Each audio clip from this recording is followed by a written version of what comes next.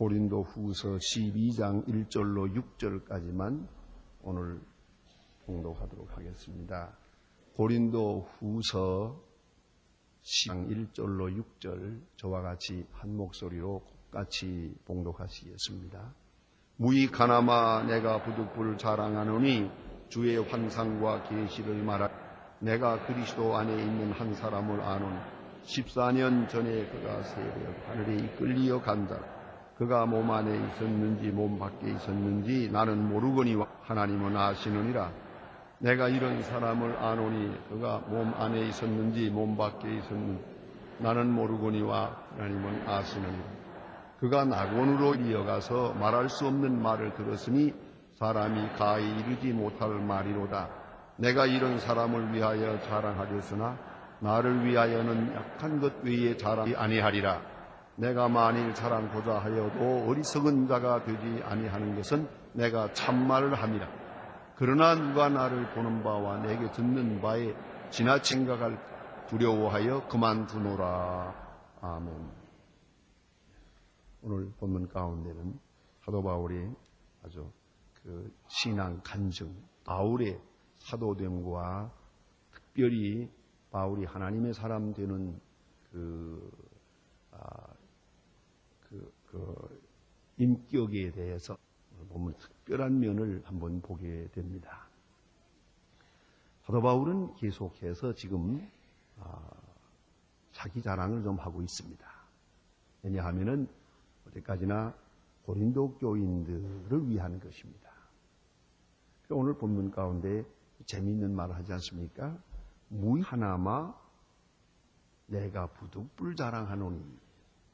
무익하면 하지 말아야지. 왜? 또 부득불 하는 것입니까? 이것이 바로 사도 바울의 진실한 심정입니다. 자기 자신을 위해서는 여러 가지 면으로 볼 때 이런 말은 안 하는 게 좋아요. 왜요? 이렇게 말하면서 내가 교만해지기 쉬우니까. 혹은 지나치기도 쉬우니까. 혹은 이것이 덕이 안 될 수도 있으니까.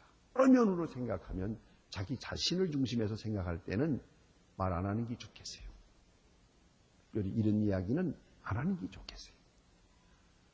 그러나 부득불 해야겠다고 말합니다. 이 얼마나 참 오묘한 표현입니까? 무익하나마 부득불 자랑하노니. 어찌 생각하면 전혀 유익한 것 같지 않아요. 자기 자신을 위해서는. 그러나 고린도 교회를 위해서는 꼭 해야 되겠어요. 그가 왜 꼭 해야 되겠다고 생각? 그 깊은 뜻을 여러분이 이해하면 정말로 교회 생활하는 데 있어서 신앙 생활하는 데 크게 도움이 되고 덕이 되리라고 생각합니다. 바울은 지금 고린도 교회에서 많은 비난을 받고 있습니다. 오해도 받고 있어. 그것은 일시적인 것이라는 걸 알고 있습니다. 언젠가는 사실이 아니니까 다 밝혀질 것이요. 언젠가는 그들의 믿음이 바로 섰을 때 다 회개하고 바울에게로 돌아올 것도 알고 있고요. 좀 더 나아가서는 그리스도의 날에 주님 앞에 갔을 때는 모든 사람이 일심으로 바울을 만난 것, 바울로부터 훈련받은 것, 바울로부터 복음의 안에서 양육받은 것, 복음 안에서 태어난 것, 모든 것에 대해서 바울에서 특별히 하나님 앞에 감사하고 또 바울을 자랑하게 될 것이라는 것을 확실히 믿고 있습니다. 그렇지만은 그건 그때고 지금이죠, 지금. 수만 있으면 그 오해의 시간을 줄이고 또 이렇게 서로 격이 있고 소모된가 모르게 편한 관계에 있는 이 시간이 빨리 줄어들었으면 좋겠어요. 단축됐으면 좋겠다 하는 그런 마음입니다. 그래서 바울은 자기로서는 이런 말 하고 싶지 않지만은 부득불 자기 자랑을 하게 됩니다. 그건 자기 천명이요. 자기 진실을 말하게 됩니다. 그 말의 내용인즉은 사도 바울의 소위 apostolic authority라고 합니다. 예? 사도적 권위, 사도적 권위를 확립하려고 합니다. 사도다. 예수 그리스도의 종이요 예수 그리스도의 택함 받은 사도다 하는 문제를 확실하게 확립하고 또 고린도 교인들로 하여금 확실하게 인정하도록 그렇게 하려는 것입니다. 그 요새 말로 말하면 주의 종됨, 주님의 택하신 일꾼이요 종됨을 믿게 하려는 것이요. 또 좀 더 나아가서는 그러므로 해서 카리스마적 관계, 카리스마적 권세, 그것을 확립하려고 하는 것이에요. 쉬운 말로 말하면 하나님께서 우리를 구원하시려고 고린도 교인을 생각할 때 우리를 구원하시려고 주님을 세상에 보내셨고 또 우리를 사랑해서 사도 바울을 그 먼 예루살렘에서부터 고린도까지 보내셨어요.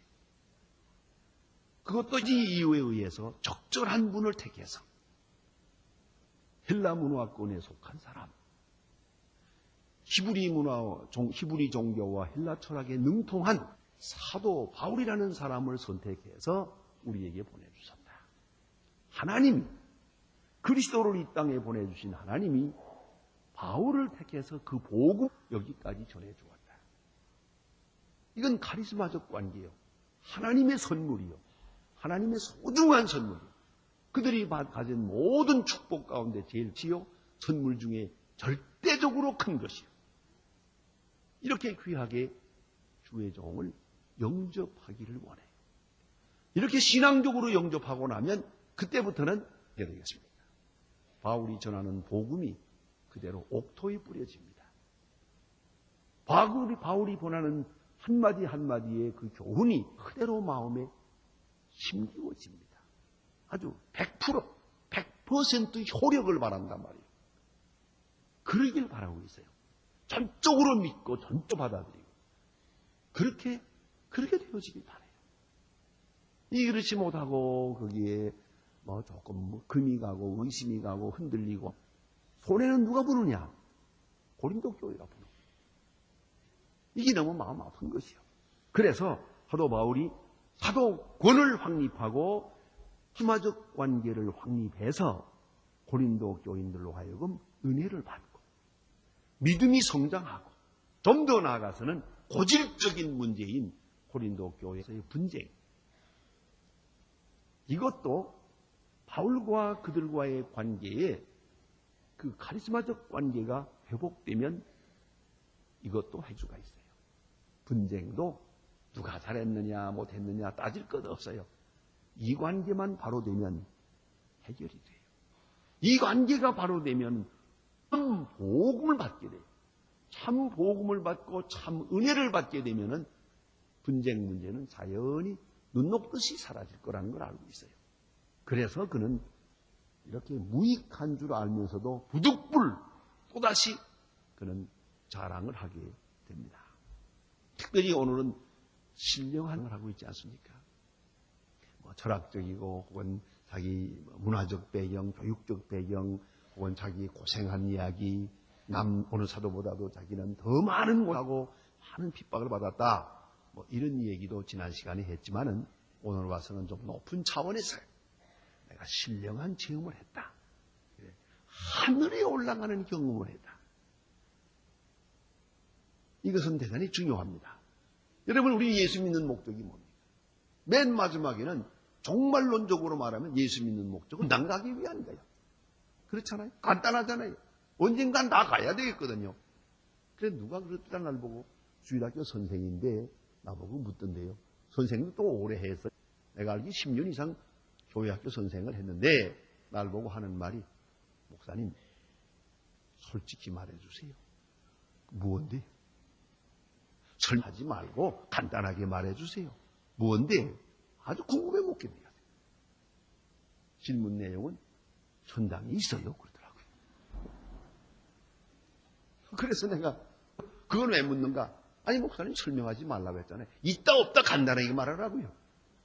난 잘 안 믿어지지만 목사님이 있다고 하면 내가 믿기로 결심했다고요. 목사님 대답하세요. 분명히. 있어요 없어요? 왜 그러냐고 하니까 그 대답이 너무 재미있어요. 그것만 믿어지면 아무리 어리상이지만 신실하게 살 수 있을 것 같습니다. 안 그래요? 천당만 똑바로 믿어지면 못 이길 시험이 어때요? IMF가 무슨 그게 대소요. 그거 별거 아니에요. 천당만 믿어지면 되는 거예요. 어차피 갈 건데 좀 일찍 가면 어떻고 좀 늦게 가면 어떻고. 그게 중요한 거 아니에요. 그게 되지요. 그게 아직도 희미하니까 지금 복잡해지는 거지. 그것만 분명해지면 내 맞으면 어떻고 가난하면 어떻고 병들면 뭐예요. 뭐 그게 이렇게 무슨 대단한 문제입니까? 사도 바울은 지금 대단히 중요한 말씀을 하고 있어요. 쉽게 말하면 나 천당 가보았다 그거예요. 내가 앞으로 천당 먼저 가보았다. 너희들도 앞으로 가게 될 천당 내가 먼저 가보았다. 그 얘기하는 거예요. 이래도 내가 사도가 아니냐. 그리고 내가 보고 온 천당에 너희를 인도하겠다는데 뭐 이렇게 말이 많은 얘기예요. 그렇습니까? 그런 거로 못 가본 천당 얘기하는 거. 난 가보고 왔다는 얘기가 다르지 않습니까? 사도 바울은 그래서 내가 환상과 계시를 말하리라. 환상, 계시. 이 신령한 세계를 내가 경험한 것을 말하게 되겠다고 말합니다. 이건 신학적으로 대단히 중요한 의미를 가지고 있습니다. 왜냐하면 여기서부터 신학이거든요. 논리적으로 천당을 증명하면 철학이에요. 경험적으로 증명해야 그게 신학이에요. 그렇지 않을까? 계시와 철학은 달라요. 계시는 하나님 자신이 우리에게 자기 자신을 보여주신 것. 그건 사건이요. 계시 사건이에요. 그것을 우리가 지금 믿고 깨달을 뿐이에요. 우리가 만드는 천당도 아니고, 우리가 바라는 천당도 아니고, 우리가 희망하는 천당도 아니고, 우리가 꿈꾸는 천당이 아니에요. 그가 그래서 말씀한 천당이에요. 주님 말씀이 너희가 환난을 당하나 담대하라. 내가 세상을 이겨노라. 그렇죠? 그리고 근심하지 말라. 하나님을 믿으니 또 믿어라. 내가 가서 있을 곳을 예비하고 와서 다시 너희를 나 있는 곳으로 영접하리라. 아주 깨끗하게 말씀하셨어요. 그게 바로 예수 믿는 목적이에요. 그러면 사도 바울은 이 택함 받은 사도로서 먼저 한번 갔다 왔거든요. 내가 신비로운 체험을 했다. 이런 체험이 있으니까 그가 어떠한 고난을 받아도 매를 맞아도 죽어도 상관없어요. 언제든지 죽으면 그리 가니까 그걸 알고 있기 때문에 이래도 내가 참 믿음직한 사도가 아니냐는 거죠. 그래서 부득불 환상과 계시에 대해서 말합니다. 이것은 뭐냐면 기독교 교리는 철학이 아니요 추상적 진리가 아니라는 거죠.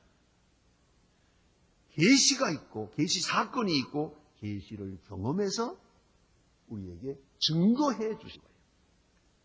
사건이 먼저 있고 그것에 대한 진실이 있을 뿐이요. 이것이 바로 신학이요, 종교요, 신학이요, 우리의 신앙이라는 것을 알아야 합니다. 그런데 오늘 여기 보니까 그는 이렇게 표현하고 있습니다. 셋째 하늘에 이끌리어 가라. 셋째 하늘에 이끌리었다라고 말하고 있습니다. 셋째 하늘. 이것은 애굽이나 본 헬라 철학에서나 많은 사람들이 대체로 이런 용어를 써왔습니다. 이건 꼭 기독교에서만 쓰는 용어는 아닙니다. 어떤 의미에서는 사도 바울이 일반 헬라 사람들이 쓰는 용어를 고용해서 문화적 차원에서 고용해서 쓰는 말입니다. 셋째 차원, 세상, 하늘, 히브리 사람들이 쓰는 표현입니다. 셋째 하늘이 뭐냐? 하늘을 쳐다보세요. 첫 번째 하늘이 구름 세계예요.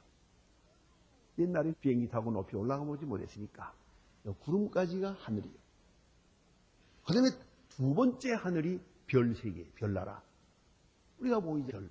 정말 그 밤하늘에 별이 막 찬 것을 보면요. 그냥 별이 막 쏟아지는 것 같잖아요. 별로 막 천막을 쳐놓은 것 같아요. 그래 별이 있죠. 별의 세계. 그 다음의 세계가 보이지 않는 세계지만 그 세계가 하나님의 나라, 하나님이신 곳이다. 이렇게 공간적으로 이해하고 있었어요. 그래서 하는 말이요. 여기 세 번째 하늘이라는 것은 바로 하나님이 계신 곳. 그것을 내가 가보았다. 그런 말이옵시다.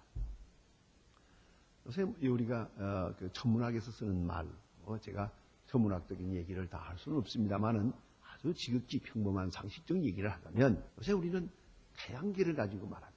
얼마 전에 타임즈에 보니까 뭐 또 다른 태양계를 발견했다. 그래가지고 무슨 굉장한 얘기처럼 했습니다만은 그러나 천문학자들은 말합니다. 이 태양계라고 하는 게 얼마나 큽니까?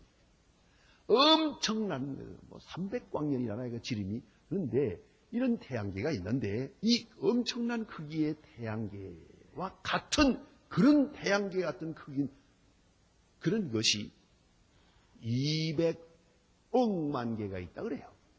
지금 뭐 가지고 하는 소리인지 모르겠어요. 그러나 그렇다니까 그런 줄 알죠. 그 은하수 세계 저쪽으로 가면서는 엄청난 그런 것들이 이렇게 많이 있는데 공도 무한하다는 말이 이래 하는 말이에요. 그런데 이 천문경으로 자꾸만 바라보면 아주 끝에 저 별이 있고 또 끝에 별이 있고 또 끝에 별이 있고 끝에 블랙홀이라는 게 있다고 해요. 거무틱틱한 구멍이 하나 뚫린 곳이 있는데 별이 그곳으로 이미 지나가다가 그 가까이 가기만 휙 하고 들어가 버려요. 없어져요. 그래 블랙홀이요. 그래서 이 무섭다 그래요. 어떤 천문학자가 날 보고 아무리 연구해봐도 그 블랙 수수께끼인데요. 목사님 그거 뭐라고 생각하세요? 그거 몰라요? 지옥이지 지옥 그거예요. 그거 몰라 그랬더니 그래요. 웃더라고요. 이 사람이 연구만 해봐야 한계가 이렇습니다. 그 한계를 알 수가 없어요. 그런데 이 천문학자들은 그래서 예수 믿는 사람이 많아요. 그렇기 때문에 자 그러면 이 많은 우주의 세계가 있고 자 그걸 그 다음으로 생각하든 그 안으로 생각하든 이 문제가 아닙니다.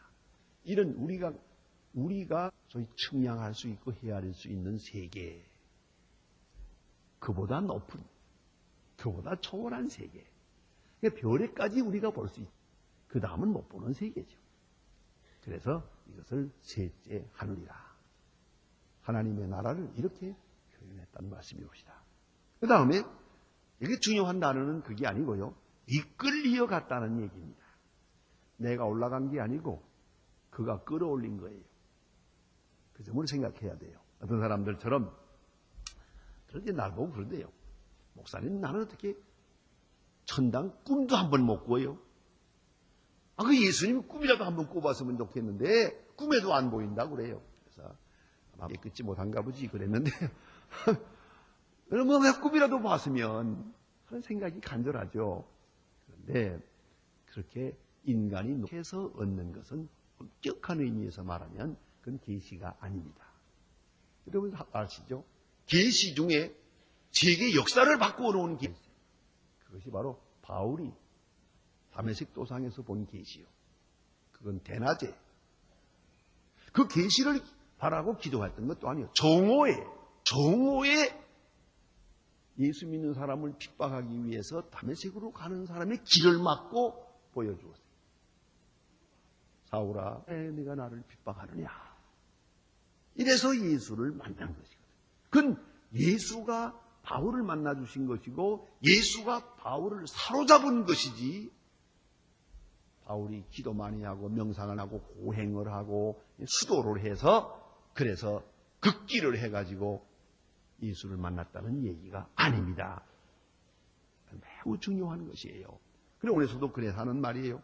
이니시에이티브는 하나님이 쥐고 있어요. 주도권을. 그가 필요한 때 필요한 사람에게 보여주는 거지. 당신들이 보고 싶다고 보여주나? 자기가 보고 싶다고 하다 보면은 자기가 상상하고 그리던 거 그걸 가지고 얘기하게 된다. 그건 지극히 주관적인 것이에요. 그렇기 때문에 그런 게 아니고 오늘 객관성을 말하는 것이에요. 자, 사도 바울을 끌어서 강제로 하나님이 이끌어서 보여주었어요. 왜 그랬을까? 그 이유는 간단해요. 요한계시록에서 해답을 얻을 수가 있습니다. 바울이 많은 핍박을 받으니까. 많은 핍박을 받고 있기 때문에 이런 확실한 계시의 체험이 없으면 그 많은 핍박을 잊을 수가 없어요. 그렇기 때문에 혼란과 핍박이 있는 곳에는 언제나 이런 신비로운 경험이 있습니다. 여러분 조심히 들으세요. 북한에 교인들이 많습니다. 이럴 가운데 만나서 보면은 들려오는 말들 보면은 많은 계시도 보고 환상도 본다 그래요. 나는 그걸 믿어요. 왜? 그럴 거 아니에요. 그렇지 않으면 어떻게 믿겠어요? 목사님이 계세요. 성경이 있어요. 단순한 믿음을 가지고 지켜나갈 때 하나님께서 그때 필요한 환상도 보여주고 꿈도 보여주고 그러시는 줄로 생각합니다. 그걸 생각해요. 하나님이 필요해서 이끌어 올려서 바울로 하여금 하게 했다. 그 말이에요. 그 다음에 특별히 오늘 사도 바울은 이 문제를 이렇게 표현하고 있습니다. 몸 안에 있었는지 몸 밖에 있었는지. 그리고 또 재미있는 말을 해요. 자기를 객관식. 내가 이 사람을 아노니 그리스도 안에 있는 한 사람을 아노니 14년 전에 그가 셋째 하늘에 올라갔다. 남의 얘기하듯이 하고 있어요. 그 사도 바울 자신을 말하는 것이에요. 그만큼 그는 겸손하기 때문에 그래 하는 말인데 몸 안에 있었는지 몸 밖에 있었는지 그렇죠. 그걸 초월하니까요. 제가 오늘까지 여기서 20년 목회하면서 별로 하지 않던 얘기 한마디를 하리다. 또 이것도 사도 바울도 여기서 이런 말은 여기 보니까 더 이상 하지 아니하노라 그랬어요. 왜요? 오해할까봐. 잘못될까봐 얘기 안 한다고 했지만 나도 여기 말한 대로 무익하나마 부득불 한마디만 할게요. 한마디만. 많은 체험이 있지만은 제가 좀 기억합니다. 신학교 1학년 때입니다. 제가 군목으로 있을 때 어느 날 저녁에 교회가 천막이었어요. 21권 병원 병원 교회니까 병원 천막 교회인데 천막 교회 옆에 기도실처럼 되어 있는데 그것의 천막. 그곳에 이제 방 하나 이렇게 꾸려가지고 있었는데 군대 침대 하나 딱 놓고 거기서 저녁에 성경을 또 책 공부도 하다가 마지막에 자려고 성경을 읽고 잠자리 기도를 하는데 내 생각이 그때가 아마 10시쯤 되지 않았나 싶은데 아직도 제가 아니에요. 그대로 침대에 앉아 있습니다. 지금 기도하다가 깜짝 놀랐어요. 그대로 눈앞에 하나님 나라의 세계가 환하게 전개되는데요. 요거는 그 다음부터 몇 시간이 지나갔는지 알고 없어요. 그런데 그 신비로운 세계를 한참 보면서 내 속으로 또 생각하기를 이 꿈이 아닌가. 내가 지금 환상을 보고 있지 않나. 그런 생각을 해서 내가 꼬집어 봤어요. 여러 번 발을 꼬집어. 아파요. 꼬집으니까 아프더라고. 분명히. 발 꼬집으니까 아프고 눈을 비벼보니까 눈은 분명히 뜰 수도 있고 감을 수도 있는데 눈을 아무리 부벼도 여전히 보여요. 눈을 감아도 보이고 떠도 보이고. 그런 세계를 한참 보고 나서 너무너무 감격했어요. 얼마나 저는 감사해서 밤새껏 울었는지 몰라요. 이거 아셔야 돼요. 그때가 내가 참 어려웠거든요. 고학을 해야 되겠는데 일은 자꾸 어려워지죠. 학교를 갈 수 있느냐 없느냐. 지금 그럴 때거든요. 그런데 하나님께서 내게 힘을 주었어요. 여러분 내가 왜 말씀드리는고 하니 몸 안에 있어 몸 밖에 있었는지 그걸 잊지 말아야 돼요. 그렇게 누워서 잠자면서 꿈꾸면서 본 거는 그거 별로예요. 그거 아니에요. 사도 바울이 본 것도 그렇고 몸 안에 있었는지 몸 밖에 있었는지 멀쩡하게 살아있고 눈 뜨고 있지요. 그러나 이 눈은 소용도 없어요. 신령한 세계를 보는 데 있어서는 그대로 환하게 보이는 거예요. 예? 사도 바울이 그런 말, 몸 안에 있었는지 몸 밖에 있었는지. 여러분, 낙원에 이끌리어, 낙원, 파라데이시스, 낙원을 말하는 겁니다. 낙원에서 이런 것을 보게 됐다. 그런데 사도 바울은 이렇게 말하고 말할 수 없는 것을 들었으니 여기서 알아야 됩니다. 특별히 하나님의 세계, 신령한 세계에서는 세 가지가 하나예요. 보는 것, 듣는 것, 경험하는 거가 하나예요. 말이 필요가 없으니까요. 보는 것이 듣는 것이요, 듣는 것이 보는 것이요, 보는 것이 만지는 거예요. 알겠어요? 이 미로운 세계에서는 보는 것, 듣는 것, 체험하는 거가 온 종합적으로 하나가 되는 거예요. 그래서 몸 안에 있었는지 몸 밖에 있었는지 그랬어요. 이런 경험을 했어요. 신경험을 했더란 말입니다. 네, 오늘 본문은 이제 그 다음 이 경험에 대해서 그가 어떻게 본문의 설명을 봅시다. 이제 내가 이런 사람을 위하여 자랑하겠으나, 자랑거리죠. 할 만한 얘기. 그러나 나를 위하여서는 약한 것들 외에는 자랑치 아니하리라. 이거 세 가지로 말하는데 너무너무 귀한 말씀입니다. 여러분, 신령한 죄에 대해서 꼬역을 잊지 말아야 돼요. 첫째가 뭐냐면 약한 것들에 대해서 외에는 자랑하지 아니하리라. 예? 왜 그러냐? 이 말은 뭐냐면 이런 것을 보았다고 해서 내가 높아진 게 아니에요. 내 인격과 내 존재가 격상된 게 아니라는 것이에요. 그걸 잊지 말아야 돼요. 어떤 제가 대학에 학장으로 있을 때 학생 하나가 내게 찾아와서 그런 얘기 하대요. 그 학생이 아주 학생인데, 대학생인데 방언을 잘해요. 아주 방언의 명수요. 그래서 잡을 시간에 기도하다가도 반쯤 기도하고 그 다음에 절반은 방언으로 빠르락 하고 해버려요. 아이들이 깜짝 놀라요. 어쨌든 방언 잘해요, 걔가. 그런 아이가 하나 있었는데 언젠가 한번 학장실에 들어와서 하는 말이, 목사님 방언이 뭡니까? 그래서 내가, 네가 알지 내가 아냐? 네가 전문인데, 네가 그 특기 아니냐? 그랬더니, 그러지 말고 말씀 좀 해주세요. 왜 그러냐? 그랬더니, 목사님, 내가 방언을 처음 할 때는 신기했거든요. 이 방언을 몇 번 해서는, 이 정도 되면 내가 절대로 죄 안 질 거다. 이제는 절대로 내가 잘못되지 않을 거다 했대요. 근데 방언은 자주 하는데, 여전히 맛도 좋고, 춤추는 것도 좋고, 죄질 생각은 여전하대요. 하나도 달라진 게 없대요, 하나도. 내 마음이, 화는 여전히 화내고, 그럼 지금 무엇이냐는 거야, 이게 방언은. 그래서, 그게 방언이다, 내가 그랬어요. 그걸 알아야 돼요. 이건 지금 여러분 웃었지만 대단히 중요한 얘기입니다. 별거 아니에요. 흠모하지 마세요. 해본 사람은 알아요. 그래서 그렇거니 하세요. 그게 그렇게 뭐 중요한 게 아닙니다. 그런데 오늘 여기 보니까 약한 것 외에 하는 말이 무슨 말이냐. 그러면 내가 이렇게 신령한 경험을 했더라도 난 여전히 약하다 그 말이에요. 자랑한다면 오히려 그것밖에 자랑할 것이 없다. 사도 바울이 로마서 7장에서 뭐라고 합니까? 선은 행할 수 없고 원치 않는 죄만 짓는다. 오호라 나는 곤고한 사람이로다. 이 사망의 몸에서 누가 나를 건져내랴. 엄청난 경험을 했지만은 그렇다고 내 마음에 있는 죄악, 유혹, 약함, 의심 다 그대로 있단 말이에요. 난 그대로 있어요.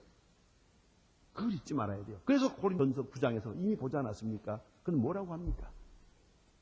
내가 남에게 복음을 전한 다음에 나는 오히려 버림이 될까 두렵다. 그런 거로 나는 나 자신에 대해서 철저하게 길들인다고 말하잖아요. 쳐서 복종케 한다. 계속적으로 복종케 한다 그래서요. 그러니까 이런 신비로운 체험이 있으면은 자동적으로 깨치고 신령해지고 죄에 대한 유혹도 없고 아주 높이 떠서 아주 세상을 이렇게 내려다보고 살 것 같지만 안 그렇다면 그런 줄 아세요? 안 그래요. 안 그럴 거예요. 바울이 그걸 말하는 거예요. 이건 하이라키적인 게 아니에요. 신비적 경험은 은사일 뿐이요. 은혜의 선물일 뿐이지 존재를 변화시키는 능력은 아니에요. 인성을 바꾸는 일도 아니에요. 그 점을 분명히 알아야 합니다. 그 다음에 내가 참말을 한다 하는 말을 해요. 그 말은 뭐냐면 과장이 없다는 거죠. 그러니까 이런 얘기할 때 정말 진실하게 말해야 돼요. 과장이 없어야 돼요. 이게 참 문제옵시다. 어떤 분들을 보니까 그러대요. 어떤 경험을 했어요. 간증을 했어요. 그 다음에 몇 년 후에 또 그 간증 또 하더라고요. 그러니까 많이 보탰더라고요. 자꾸만 커져요. 자꾸만 커져. 예? 이게 안 되는 거예요. 그래서 간증가도 귀한 일이 있으면 한 번 하시고 그 다음에 그거 미천 삼아 가지고 자꾸 하지 마세요. 안 하는 게 좋아요. 내가 기도해서 병 고쳤다 하면은 심설 때 그때 한번 특별히 감사한 마음으로 간증도 하고 친구들한테 얘기도 하고 우리 교회에서 구역에서도 얘기하겠지요. 그래서 그렇게 몇 달만 하고요. 그 다음에는 입 딱 다무세요. 그거 몇 년 동안 우려 먹다가는 이상해진다고요. 자꾸만 하다 보니까. 예? 그래서 참말을 한다. 그게 중요하고요. 그 다음에는 지나치게 될까봐 두렵다. 지나치게. 그건 왜 그러냐. 바울 자신도 이렇게 말하다 보면 지나치게 되기 쉬워요. 말이라는 걸, 이 신비한 체험을 어떻게 표현하겠습니까?